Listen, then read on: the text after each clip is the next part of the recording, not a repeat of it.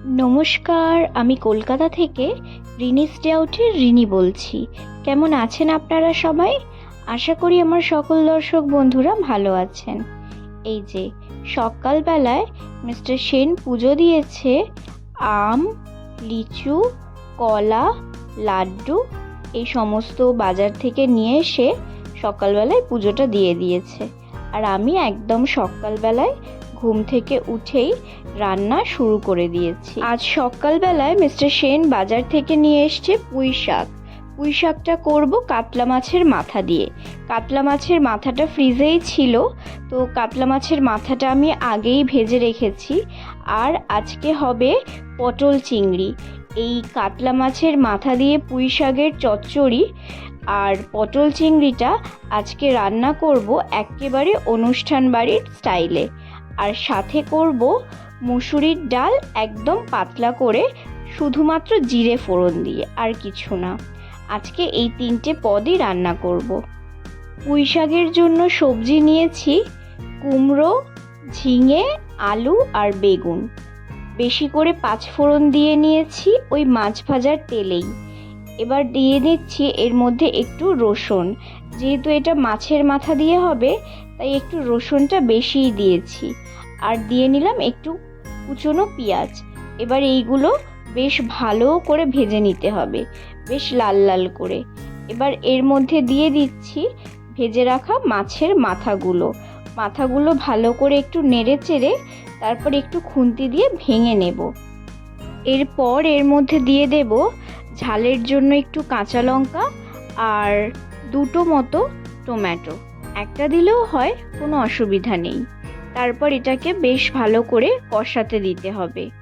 এবার এই পর্যায়ে আমি বেগুনগুলো অ্যাড করে দেব। বেগুনগুলো আমি প্রথমে সবজির সাথে দিইনি, কারণ তখন দিয়ে দিলে একেবারে গলে যেত, বেগুন আর খুঁজে পাওয়া যেত না, আর চচ্চড়িটা একদম কাদা কাদা হয়ে যেত, খেতেও ভালো লাগতো না। এবার আমি পুঁই শাকের ডাঁটাগুলোকে 2 মিনিট মতো জলের মধ্যে দিয়ে মাইক্রোওয়েভ করে নিয়েছি। এটা অপশনাল। এরপরে বেগুন আর ডাঁটাগুলো ভালো করে একটু নাড়াচাড়া করে নেওয়ার পর, মানে একটু ভাজা ভাজা হয়ে গেলে, আমি একটা বাটির মধ্যে আদা বাটা, জিরে গুঁড়ো আর ধনে গুঁড়ো আর সামান্য একটু হলুদ একসাথে একটু জল দিয়ে একটা পেস্ট করে রেখেছি, সেইটা দিয়ে দেব। দিয়ে ভালো করে কষাতে হবে একদম স্লো ফ্লেমে, যতক্ষণ না আদা বাটার কাঁচা গন্ধটা চলে যাচ্ছে। এই কষানোটা যত ভালো হবে, তরকারির টেস্টও তত সুন্দর হবে। এটা স্লো ফ্লেমে করাটাই ভালো।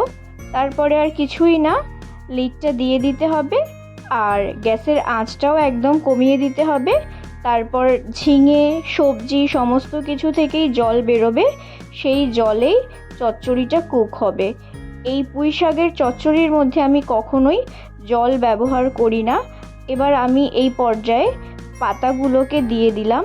এই পাতাটা এখন বেশি মনে হচ্ছে, একটু পরেই একদম কমে একদম অল্প হয়ে যাবে। তারপরেই আমি ঢাকাটা দিয়ে দেব। এইভাবেই রান্নাটা কমপ্লিট হয়ে যাবে।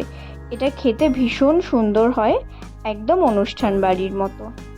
এইবার আমি সাইড বাই সাইড পটল আলুর যে চিংড়ি মাছ দিয়ে তরকারিটা করব, মানে পটল চিংড়ি, তার জন্য পটলগুলো কেটে নিচ্ছি।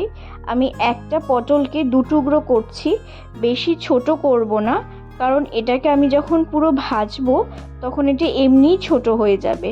তাই একটু ক্যাটচা করে কেটে নিচ্ছি। 2 টুকরোই করলাম, 3 টুকরো করলে আমার মনে হয় একটু বেশিই ছোট মনে হবে। আর আমি পটলটাই বেশি নিয়েছি, আলুটা খুব কম নিয়েছি।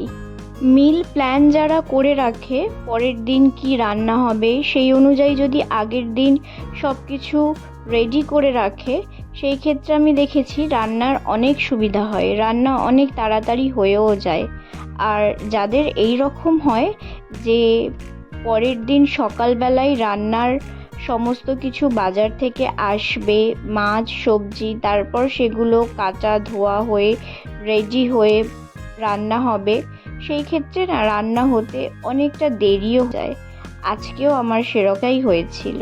আমি তো এরকম অনেককে দেখেছি যারা একেবারে 7 দিনের মানে 1 সপ্তাহ বা 10 দিনের বা 15 দিনের একেবারে টু ডু লিস্ট বানিয়ে রাখে, যে তারা ওই 7 দিন কি কাজ করবে, কি রান্না হবে, মানে লাঞ্চ ডিনারে কি হবে, ব্রেকফাস্টে কি হবে, কোন জায়গাটা কোন দিনে ক্লিন করবে, সমস্ত কিছু সেই লিস্টের মধ্যে লিখে রাখে।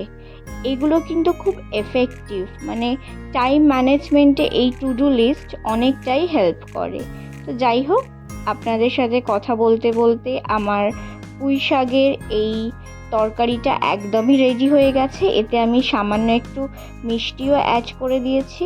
দেখুন, আমি কিন্তু এর মধ্যে একদমই জল দিইনি, মানে সবজি থেকেই যা জল বেরিয়েছে আমাকে এখন সেটাই শোকাতে হচ্ছে। মানে তরকারিটা মোটামুটি রেডি হয়ে গেছে। আর এই দিকে আমার পটলটা এখন ভাজা চলছে। আমি পটলটা একদম গ্যাসটা কমিয়ে দিয়ে লাল লাল করে ভাজবো।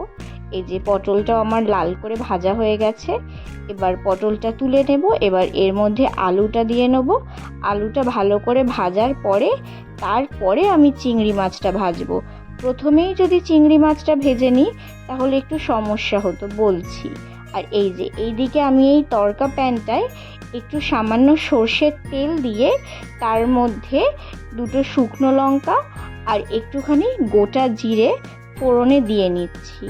এবার এই ফোড়নটা এই যে কড়ার মধ্যে আমি মুসুরির ডালটা সিদ্ধ করে রেখেছি তার মধ্যে দিয়ে দেব। দিয়েই আর কিছু না, এবার এইটাকে একটুখানি ভালো করে ফুটিয়ে নেব, তাহলেই এই মসুরির ডালটা হয়ে যাবে। এবার একদিকে ডালটা ফুটবে আর একদিকে পটল চিংড়ির আলুটাও ভাজতে বসিয়ে দিয়েছি। এবার যেটা বলছিলাম, প্রথমেই যদি চিংড়ি মাছটা ভেজে নিই তাহলে চিংড়ি মাছটা দিয়ে যে জলটা রিলিজ হবে সেই তেলটায় পটল চিংড়ির আলু আর পটলটা ঠিক করে ভাজা হবে না। তাই প্রথমে আলু আর পটলটা ভেজে নিলাম আর একদম শেষে এবার চিংড়ি মাছটা ভাজছি। চিংড়ি মাছটা মিডিয়াম সাইজ নিয়েছি আর পরিমাণটা একটু বেশিই নিয়েছি, এতে তরকারির স্বাদটা ভালো হবে। 2টো শুকনো লঙ্কা আর একটু গোটা জিরে ফোড়ন দিয়ে নিচ্ছি। এরপরে একটু কুচনো রসুন দিয়ে নেব আর একটু কুচনো পেঁয়াজ দিয়ে পেঁয়াজটা প্রথমে ভালো করে ফ্রাই করে নেব। তারপরে দিয়ে নিচ্ছি একটা মশলার পেস্ট।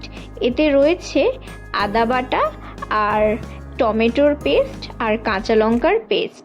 এইটা দিয়ে ভালো করে মশলাটা কষিয়ে নিতে হবে। এর জন্য দিয়েছি কাশ্মীরি লঙ্কা, আর যেটা দিয়েছি আমি ভিডিওর ক্লিপটা নিতে ভুলে গেছি, অল্প একটু পোস্ত বাটা আর কয়েকটা কাজু বাদাম বাটা। এই মশলাটা ভালো করে কষানো হয়ে গেলে আমি ভেজে রাখা পটল আর আলুগুলো দিয়ে ভালো করে মশলার সঙ্গে নাড়াচাড়া করে নেব, যাতে পটল আর আলুগুলোর মধ্যে মশলার স্বাদ আর গন্ধটা ভালো করে যায়। এরপর চিংড়ি মাছগুলো দিয়ে ভালো করে নাড়াচাড়া করে নিয়ে পরিমাণ মতো জল দিয়ে দেবো, দিয়ে ঢাকা দিয়ে দেব। আলু আর পটল ভাজার সময় 70% মতো সিদ্ধ হয়ে গেছে, তাই এখানে খুব বেশি জল দেওয়ার প্রয়োজন নেই। আর অনুষ্ঠান বাড়ির পটল চিংড়ি সবসময় একটু সেমি গ্রেভি টাইপেরই হয়ে থাকে, আর খুব বেশি জল দিলে টেস্টটাও খুব একটা ভালো হবে না। আর নাবানোর সময় আমি সামান্য একটু চিনি, একটু হোমমেড গরম মশলা আর একটু ঘি দিয়ে নাবিয়ে নিলাম।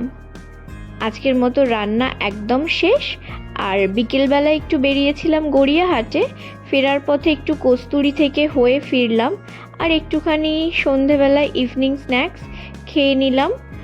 আর মেনলি যে কারণে গিয়েছিলাম, ওখানের কচু পাতায় চিংড়ি আমাদের ভীষণ পছন্দ, আমাদের না আমার ভীষণ পছন্দ।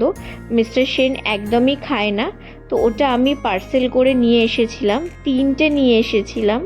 তো আনার পরে যেটা বুঝলাম যে কন্টেনারগুলো ছোট মনে হলেও একটা কন্টেনার প্রায় 4 জনের হয়ে যাবে, এত টাইট জিনিসটা। তো আমি 3টে নিয়ে এসেছিলাম। প্রায় আমরা 3 দিন ধরে খেয়েছিলাম। খেতে জাস্ট অসম্ভব ছিল, দারুণ টেস্ট ছিল।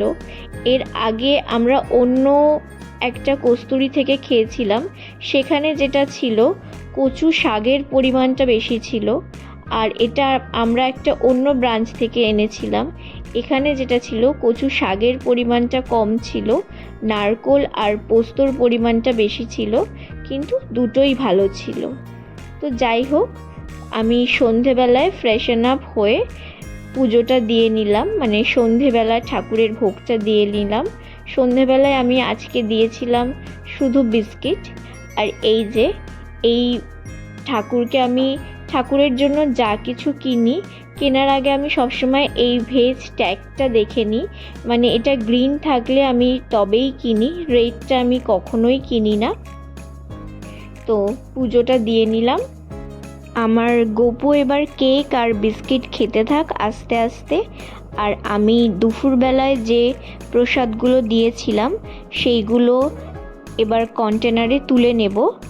এই যে দুপুরবেলায় দিয়েছিলাম dry fruits, mix dry fruits, আর ফলের মধ্যে দিয়েছিলাম কলা আর জাম আর একটু বাতাসা দিয়েছিলাম। সেগুলো এই রকমভাবে আমি সমস্ত কন্টেনারে তুলে আর রেখে দিই। তারপর নিজেরা যা খাওয়ার খাই, তারপর টুকটাক একটু সবাইকে দিই, ব্যাস। তাহলে আজকের মতো ভিডিওটা এখানেই শেষ করছি।